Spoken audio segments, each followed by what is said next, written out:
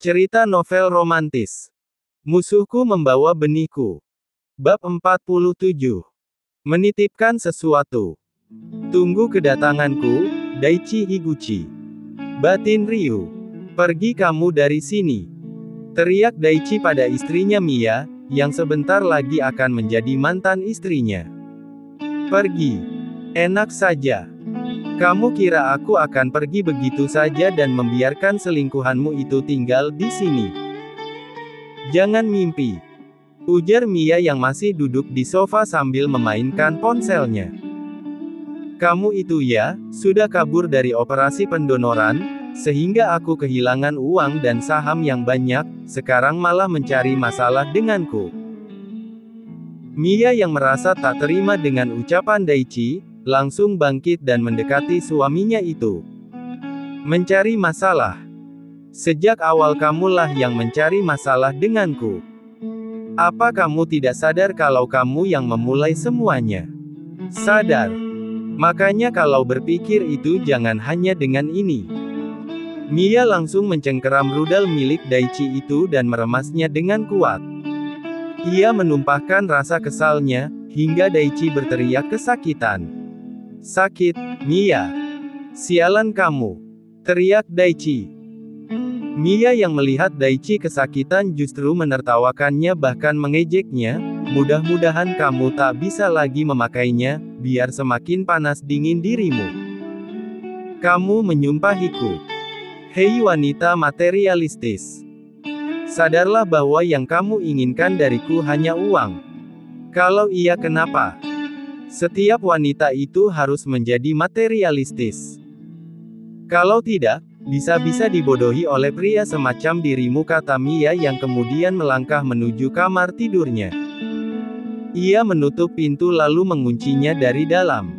Sialan kamu. Lihat saja nanti apa yang akan kulakukan. Kamu sama saja dengan anak-anakmu itu, tak berguna.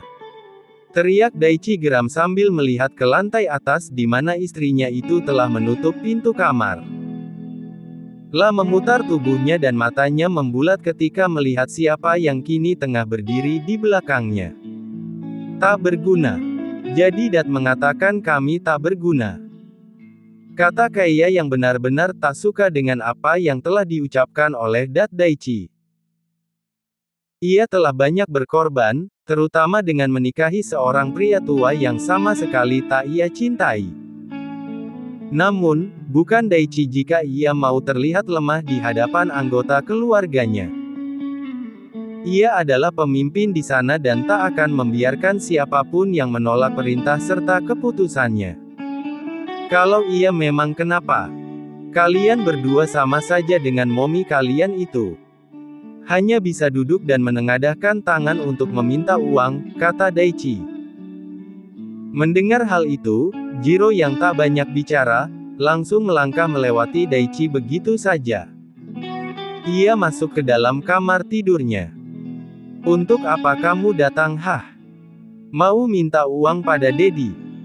Minta uang sana pada suamimu itu. Miya berdecak kesal dan tanpa mempedulikan Dat Daichi lagi, ia langsung menaiki setiap anak tangga dengan hentakan keras dan mengetuk pintu kamar tidur Mom Miya. Daichi menghempaskan tubuhnya ke sofa. La memegang kepalanya yang terasa sakit karena keadaan perusahaan yang sedang kacau. Selain itu, keadaan rumah tangganya juga kacau. Ini semua karena Ryu Higuchi. Keluargamu selalu saja menyusahkanku, Park. Sudah mati saja kamu tak mau berbaik hati memberikan hartamu itu. Seharusnya aku merawat anak itu hingga usia 25, lalu mengambil paksa semua hartamu dan membuang anak itu ke jalan, gumam Daichi menggerutu. Tak berselang lama, tampak Jiro keluar dari kamar tidurnya. La mendorong sebuah koper besar dan membawanya turun. Mau kemana kamu, Jiro? Teriak Daichi yang sudah kesal malah bertambah kesal. Keluar dari rumah yang menyesakan ini, ujar Jiro. Berhenti. Nada tinggi yang dipakai Daichi, berhasil menghentikan langkah Jiro. Satu langkah saja kamu keluar dari rumah ini, jangan harap kamu bisa kembali. Namamu pun akan dicoret dari wasiat Dedi, ancam Daichi. Jiro menghembuskan nafasnya frustasi. Hatinya sudah sesak melihat sikap dadinya. Memang ia juga menikmati harta yang didapat oleh Daichi, tapi ketika pria itu ketahuan mengecewakan mominya, tak ada rasa hormat lagi yang bisa Jiro berikan. Dan jangan kamu bawa mobil yang berikan padamu. Kembalikan kuncinya. Jiro memutar tubuhnya kemudian merogoh saki celananya. Lah mengeluarkan sebuah kunci kemudian melemparkannya. Aku juga tidak butuh, ungkap Jiro. Dengan langkah lebar, Jiro melanjutkan langkah kakinya keluar dari rumah yang ia tempati selama ini. Ia akan menghubungi Mom Mia nanti, setelah ia mendapatkan tempat tinggal. Dan untuk Daichi, ia tak akan peduli lagi. Anak sialan. Jiro masih bisa mendengar teriakan Daichi. Namun langkah kakinya terus maju tanpa menoleh lagi ke belakang. Kita pulang, Van, kata Ryu yang membantu Vanilla. Tak perlu, Kak. Aku bisa melakukan semuanya sendiri, ujar Vanilla.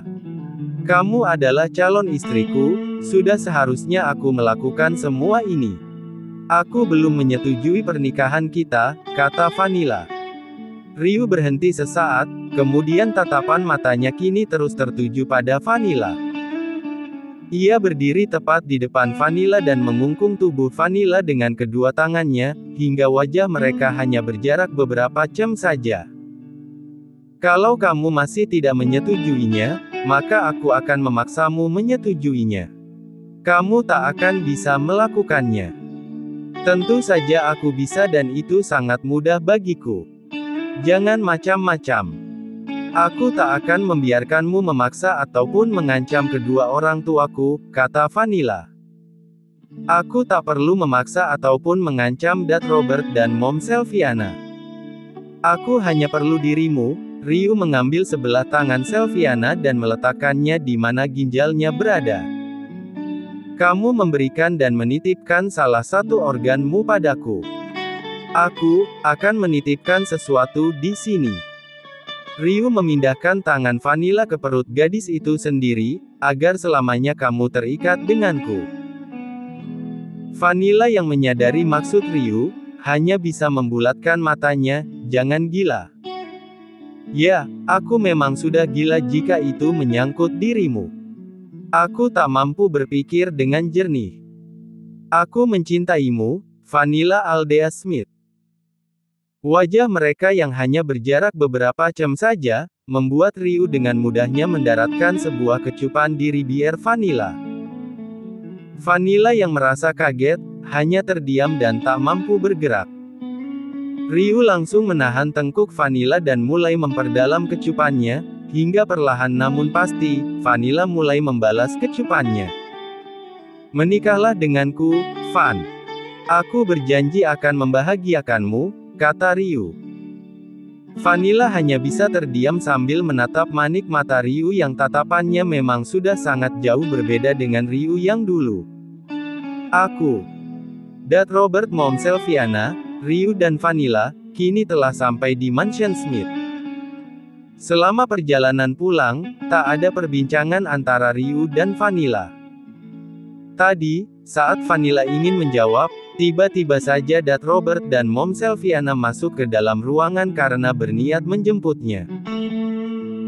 Saat itu, Vanilla bernafas dengan lega karena ia tak perlu menjawab pertanyaan Ryu saat itu, meskipun sejak tadi pria itu terus saja menatapnya.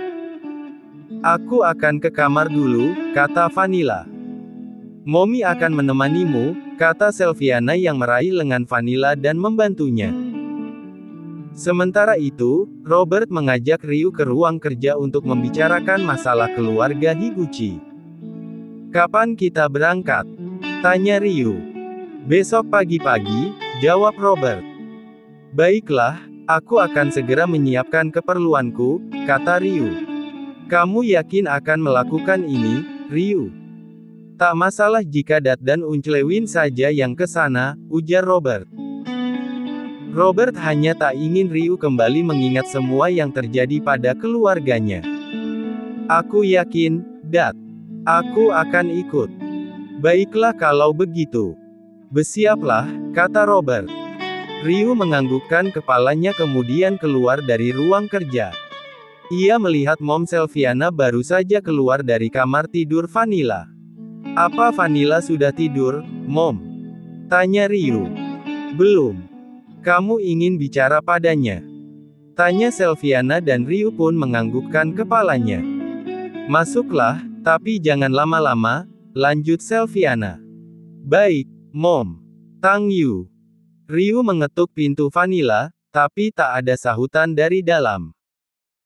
La membuka pintu dan melihat Vanilla yang telah berbaring, lampu utama juga sudah dimatikan dan hanya ada lampu dinding kecil di atas nakas. Ternyata kamu sudah tidur. Bisik Ryu tepat di samping Vanilla. Ia setengah berlutut agar lebih dekat dengan wajah Vanilla. Aku akan terus menunggu jawabanmu, meskipun kamu terus menghindar. Aku akan menunggumu, Van. Aku tak akan memaksamu lagi. Setelah kupikir-pikir, tak adil untukmu jika kamu menerima pria sepertiku yang tak sempurna ini. Hanya satu yang perlu kamu tahu, bahwa aku sungguh-sungguh mencintaimu. Selamat malam, Ryu mengecup kening Vanilla sebelum akhirnya dia bangkit dan keluar dari kamar tidur itu. Perlahan, Vanilla membuka matanya. Ia memegang keningnya yang tadi mendapatkan kecupan, seketika rasa hangat kembali menjalar di dalam tubuhnya. Apa kamu akan mengatakan aku mudah luluh jika aku menerimamu?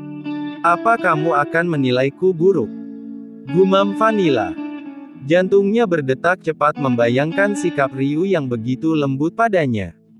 Aku juga mencintaimu, Kak. Masih dengan cinta yang sama, bahkan mungkin sekarang lebih dalam. Batin Vanilla. Keesokan harinya, Vanilla terbangun ketika sinar matahari sudah masuk melalui celah gordennya. Ia mengerjapkan matanya merasakan sinar mentari yang terlukis indah di dinding kamar tidurnya. Vanilla turun dari tempat tidurnya kemudian melangkah ke kamar mandi. Ia akan membersihkan diri lalu turun untuk sarapan bersama keluarganya. Mom. Sayang, kamu sudah bangun. Wajahmu sangat cerah sekali hari ini, apa semalam kamu tidur sangat nyenyak? Tanya Sylviana. Vanilla tersenyum. Tidak berakting amnesia lagi, membuatnya lebih bersemangat menjalani hari. Ia bahagia kembali menjadi dirinya sendiri lagi. Sangat nyenyak, Mom, jawab Vanilla. Kalau begitu duduklah, Mommy akan menemanimu sarapan. Yang lain kemana, Mom? Tanya Vanilla karena melihat hanya ada mereka berdua di sana. Ryu tidak memberitahumu. Tanya Sylviana. Memberitahu apa? Pagi-pagi sekali, dadimu, Unclewin, dan Ryu, sudah berangkat ke Jepang. Jepang? Untuk apa? Tanya Vanilla. Ada masalah keluarga yang harus diselesaikan oleh Ryu. Mommy rasa mereka tak akan lama dan pasti segera kembali, jawab Sylviana. Baru sebentar tak melihat Ryu, ada suatu rasa di dalam hati Vanilla yang hilang. Apa aku merindukannya? Ya Tuhan, aku bahkan terlalu mencintainya hingga langsung merasa kehilangannya. Batin Vanilla. Makanlah dulu, sayang. Baik, Mom. Perjalanan ke Tokyo memakan waktu sekitar 12 jam lebih. Selama itu pula, Ryu tak bisa memejamkan matanya. Bayangan kematian kedua orang tuanya tiba-tiba saja kembali berada di dalam pikirannya. Istirahatlah dulu, Ryu. Besok kita akan menemui pengacara dadimu, kata Robert sesaat setelah mereka sampai di kamar. Robert memesan sebuah unit besar di mana ada 3 buah kamar lagi di dalamnya. Sangat pas untuk mereka bertiga. Baik, Dad, kata Ryu. Tubuhnya sudah sangat lelah tapi hatinya begitu gelisah dan pikirannya tak tenang. Ia bangkit dan menghampiri koper miliknya, mencari-cari pakaian milik Vanilla yang memang sengaja ia bawa. Ryu mendekap pakaian itu dengan erat, serta menyesap wanginya.